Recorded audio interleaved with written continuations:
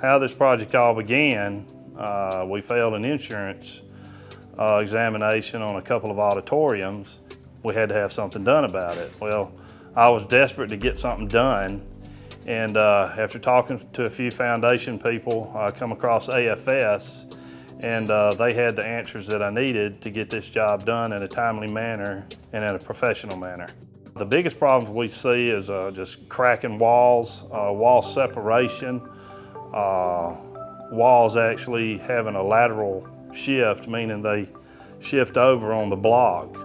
What we had to do there was put in concrete piers and then put buttresses up against the walls, which pretty much solved that problem as long as the building is standing. There's no way now, after AFS put in the piers, there's no way now that those walls can move. My experience with AFS has been amazing. Now, I know that sounds like I'm going overboard, but it's not, especially when you was as in the dark as I was about foundation repair. I would highly recommend AFS for any foundation job out there. Their help has been just tremendous for me, and it's made this whole job of repairing these foundations of these auditoriums possible for me and my school board.